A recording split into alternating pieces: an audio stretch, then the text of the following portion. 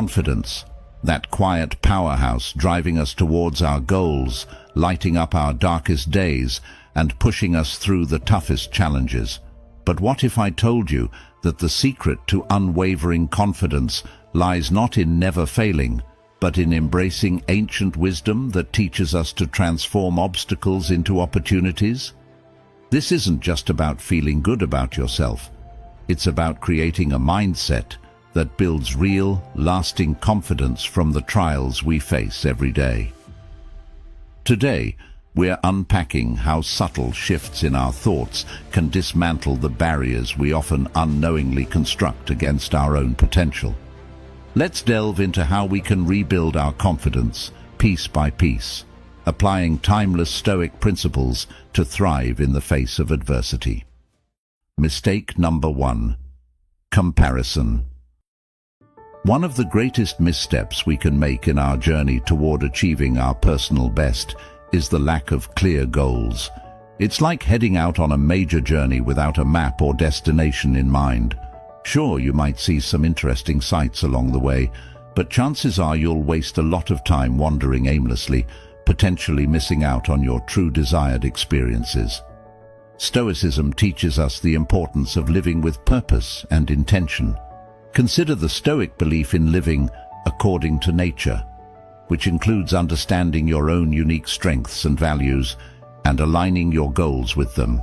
Seneca, a prominent Stoic philosopher, once said, "If one does not know to which port one is sailing, no wind is favorable." This sentiment highlights the necessity of setting a clear direction for our lives. Without this, we are at the mercy of external forces, which can lead us far astray from our intended path. Let's put this into a real-world context. Imagine you're embarking on a career change. Without a clear vision of where you want to end up, you might find yourself hopping from job to job, trying to find a good fit through trial and error, which can be both frustrating and demoralizing. But if you start with a clear goal, say to become a software developer in a tech company known for its innovative projects, you can tailor your efforts towards specific steps, such as learning certain programming languages, building a relevant network, or gaining experience in specific areas. Each step you complete not only brings you closer to your goal, but also builds your confidence in your ability to achieve what you set out to do. Aristotle's concept of telos, or ultimate aim, also plays into this idea beautifully. He believed that every human action should aim toward a good end, and that true happiness is found in fulfilling your purpose. In practical terms, this means setting goals that not only challenge you, but also fulfill a deeper purpose in your life. For instance, if your goal is to write a novel, consider what this achievement represents for you. Perhaps it's a way to share your unique perspective, connect with others, or leave a legacy. Viewing your goals through this lens can provide a powerful motivation that goes beyond superficial achievements. Moreover, clear goals help us measure our progress, which is crucial for maintaining motivation. Each milestone reached is a tangible proof of your capabilities. When you break down a big goal into smaller, manageable tasks, each accomplishment fuels your journey, keeping you motivated even when the road gets tough. However, it's essential to remain flexible in how you achieve these goals. As the Stoics remind us, we should not be perturbed by our circumstances, but focus on our responses to them. Flexibility allows you to adapt your strategies, learn from your experiences, and continue moving forward even when unexpected challenges arise. Mistake number 2, seeking approval. One significant challenge that often impedes our self-growth and dents our confidence is the relentless pursuit of external approval. It's a common human tendency, stemming from a deep-seated desire to be liked and accepted by our peers. However, this pursuit can lead us down a path where our self-worth becomes heavily reliant on the opinions and validation of others, rather than being rooted in our own values and achievements. The Stoics teach us to focus on what we can control and to detach from what we cannot, chief among the uncontrollable being the thoughts and feelings of other people. Epictetus, a prominent Stoic philosopher, once said, "I have to die. If it is now, well then I die now. If later, then now I will take my lunch, since the hour for lunch has arrived, and dying I will tend to later." This might seem a bit extreme when discussing seeking approval, but the underlying message is profound. Focus on the present task and let go of outcomes you cannot control. This philosophy encourages us to direct our energies towards our actions and choices, not on how these might be perceived. Imagine you're presenting a project you've worked hard on, and instead of focusing on the content and your delivery, you're overly preoccupied with how it's being received by your audience. This anxiety can detract from your performance, making you less effective and confident. However, if you shift your focus to delivering your best work, irrespective of the immediate feedback, you empower yourself to perform at your highest level. Aristotle also offers wisdom that can be applied here, emphasizing the importance of living a life of virtue and aiming for the golden mean, a balance between excess and deficiency. When it comes to seeking approval, the mean would be a balance between disregarding others' opinions entirely and obsessing over them. Aristotle would likely argue that a virtuous person values others' input without being dependent on it, finding self-worth from within and living in accordance with one's own principles and virtues. This approach does not mean that we should become indifferent to others, but that we should find confidence in autonomy and self-respect. It's about recognizing that while feedback can be valuable, it should not be the cornerstone of our self-esteem. When you base your actions on personal integrity and purpose, you create a stable foundation of self-worth that isn't easily shaken by external opinions. To transition away from seeking approval, start by reinforcing your own values. Ask yourself why you are pursuing a particular goal. Is it to truly fulfill a personal ambition, or is it to impress others?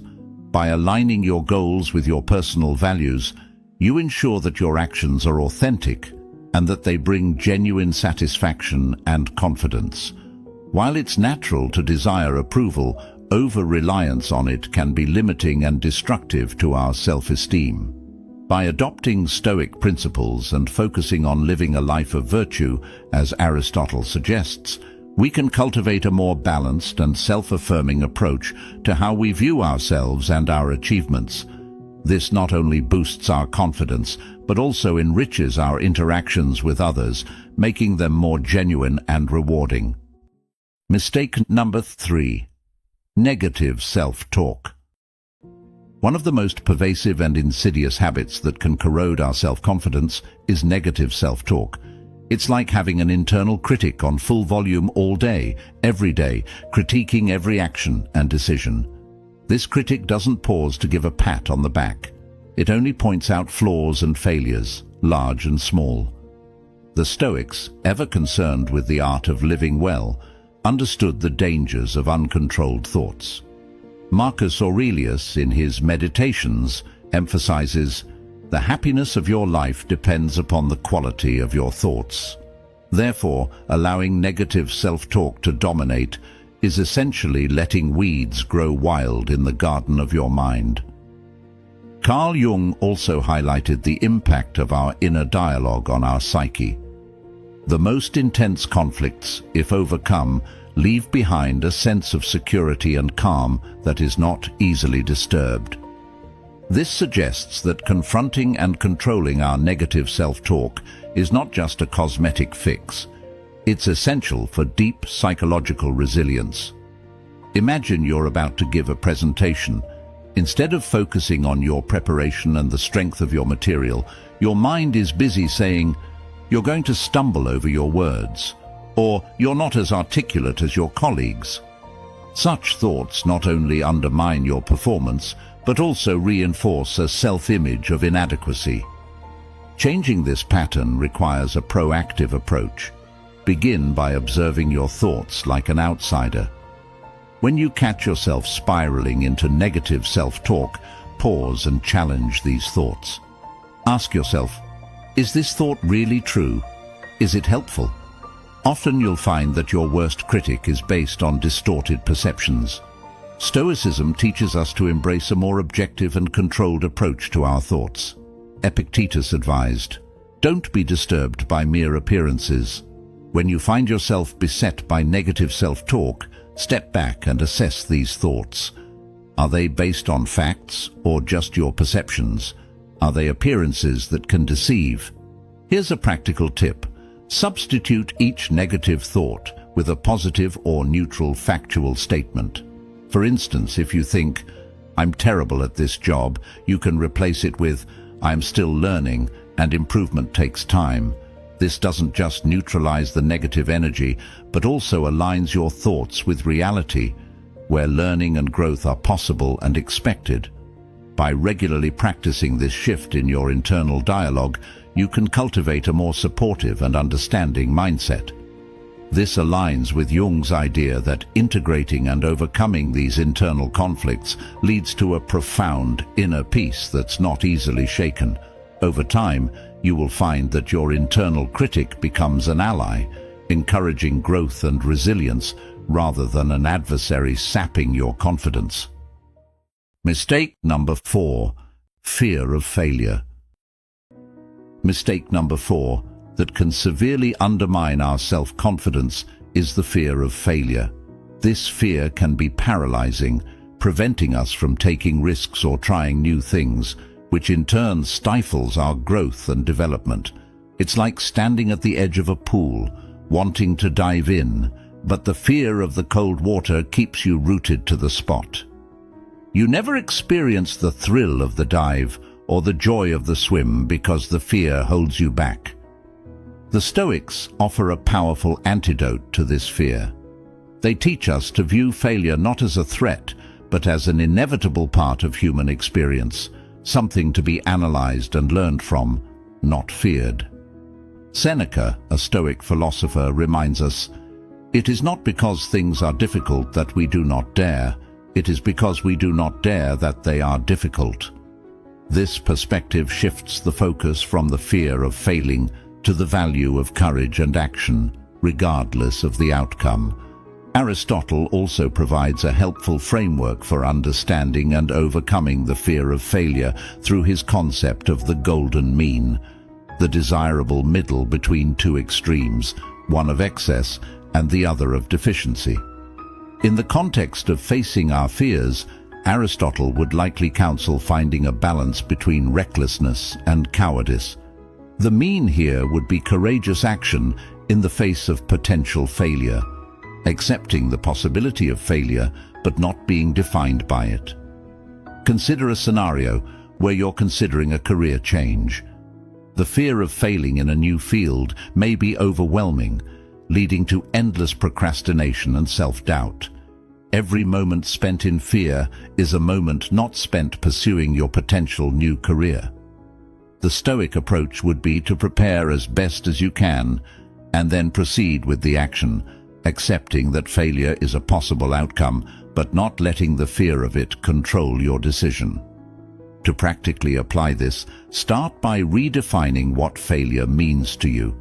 Instead of seeing it as a reflection of your worth or ability, view each failure as a stepping stone towards success. This is not just semantics. It's about fundamentally changing your attitude towards failure. Every time you fail, you have a fresh set of data to work with. What went wrong? What can be improved? What did you learn? This method transforms the concept of failure from a dreaded outcome to a helpful, if sometimes harsh, teacher. Embracing this more balanced view of risk and failure can liberate you from the paralyzing grip of fear. It allows you to move forward with your plans, whether it's starting a new business, writing a book, or changing careers, with the understanding that failure is not a catastrophe, but a part of the human experience. As you face your fears and take action, your confidence grows, not from the absence of failure, but from your resilience and ability to navigate and learn from it. Mistake number 5, the wrong company. The fifth mistake that often sabotages our confidence is surrounding ourselves with the wrong company. It's easy to underestimate how deeply the attitudes and behaviors of others can influence us. If we consistently spend time with people who doubt our abilities or disparage our ambitions, it can be incredibly difficult to maintain a sense of self-worth and drive. The Stoics understood the importance of choosing one's company wisely. They taught that we should seek out friendships that are based on mutual respect and shared values, rather than those based solely on convenience or superficial qualities. Epictetus advised, "Keep company only with people who uplift you, whose presence calls forth your best." This guidance isn't about elitism, it's about protecting your mental environment like you would your body, ensuring it's healthy and positive. Aristotle also spoke to the character of true friendship and its impact on personal development. He differentiated between friendships of utility, pleasure, and virtue. Only the latter, friendships based on mutual appreciation of each other's virtues and a shared pursuit of the good life, are truly enriching and conducive to personal growth. These are the friendships that enhance our lives, push us towards our best selves, and inherently boost our confidence. Imagine working on a project you're passionate about, surrounded by people who constantly criticize your ideas, or worse, ridicule them. Now, contrast that with an environment where constructive feedback is given in a spirit of support and achievements are celebrated. The difference in your emotional and psychological state in these two scenarios can be profound. Choosing the right company is about more than just avoiding negativity. It's about actively seeking out and cultivating relationships with those who inspire and challenge you in healthy ways. It's about finding people who not only support your dreams but also push you to evolve and grow. These relationships create a positive feedback loop in your life. They reinforce your self-worth and amplify your personal power. So, take a moment to reflect on your current social circle. Are these relationships uplifting you, or do they leave you doubting your capabilities? Are your friends cheering you on or holding you back? Remember, it's within your power to choose whom you spend your time with. By consciously choosing to keep company with those who uplift you, you safeguard your mental space against negativity and foster an environment where your confidence can thrive. This alignment with Stoic teachings doesn't just protect your self-esteem, it enriches your entire life. Mistakes number 6.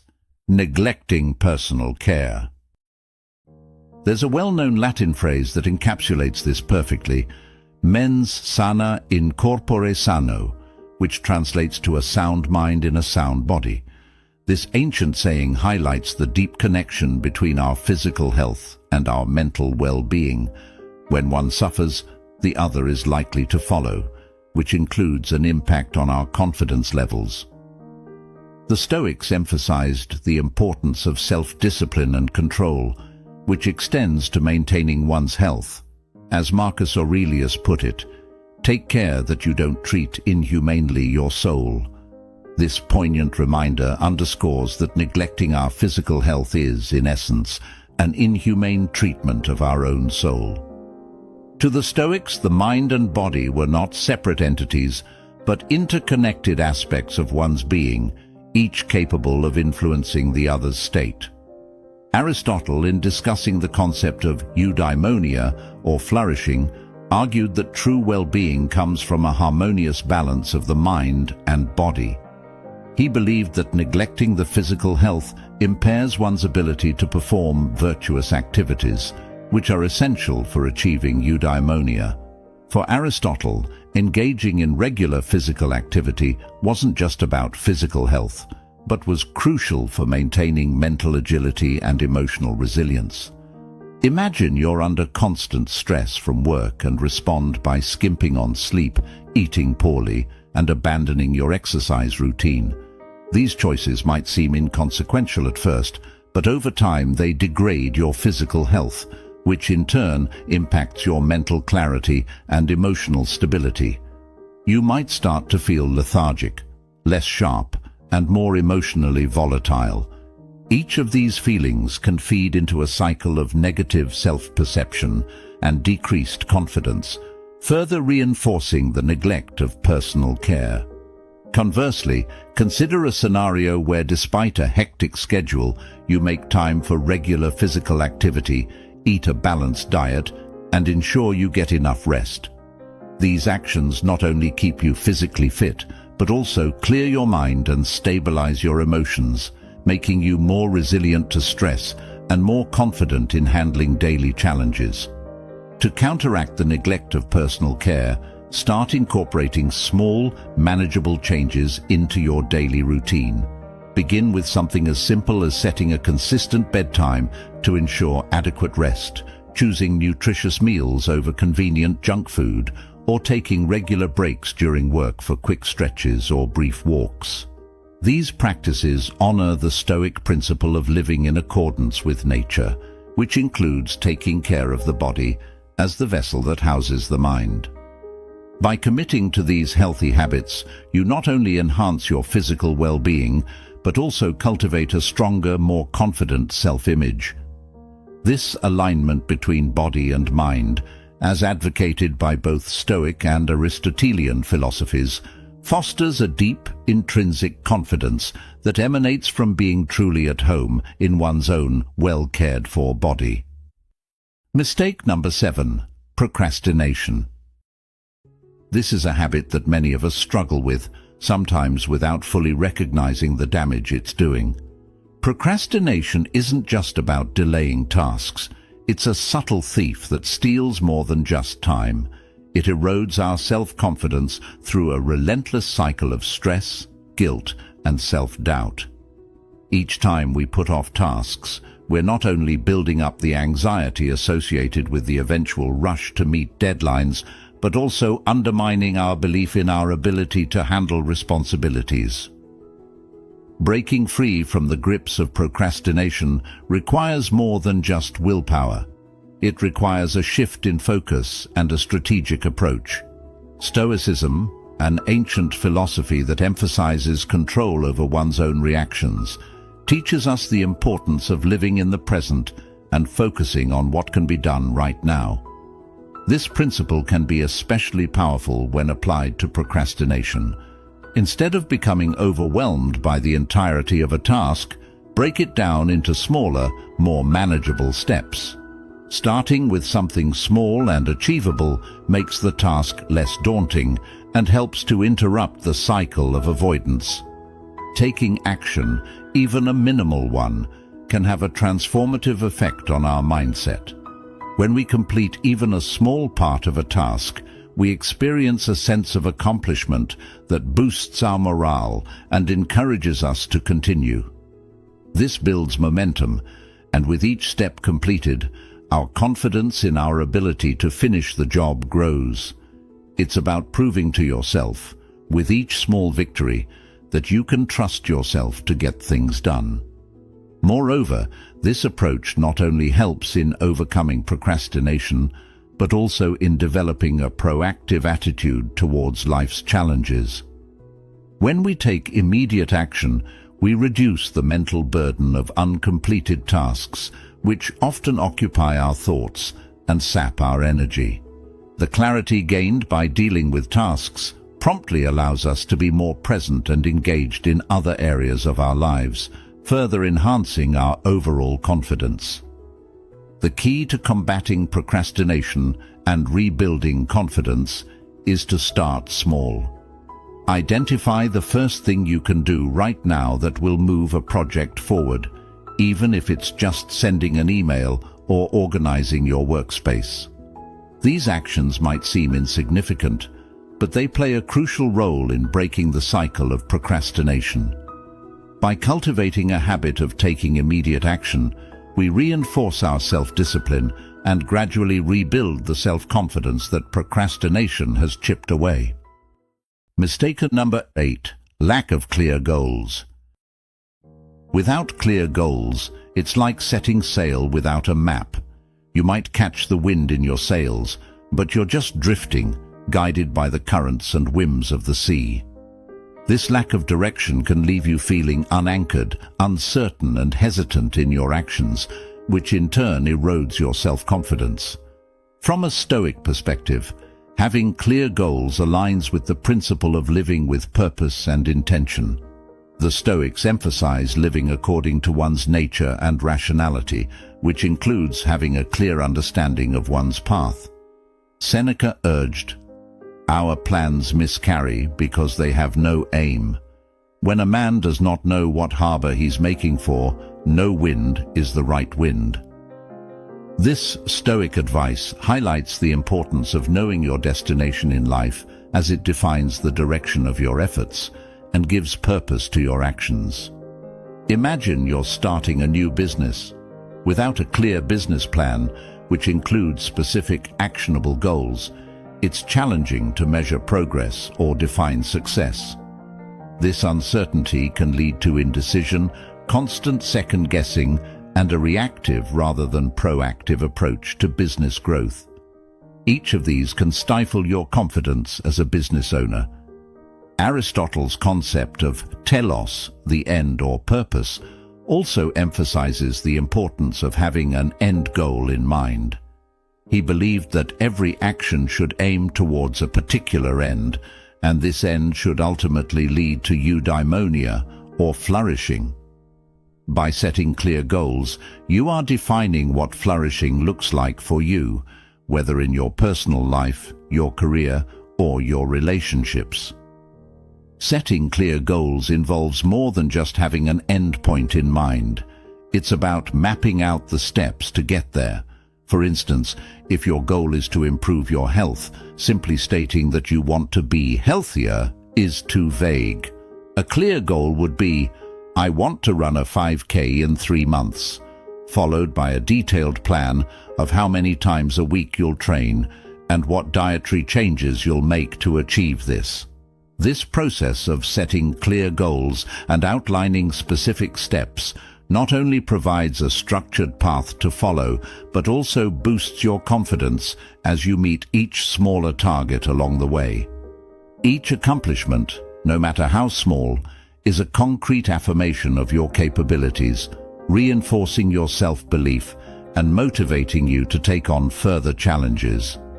Establishing clear goals is crucial, not just for personal and professional success, but for psychological well-being.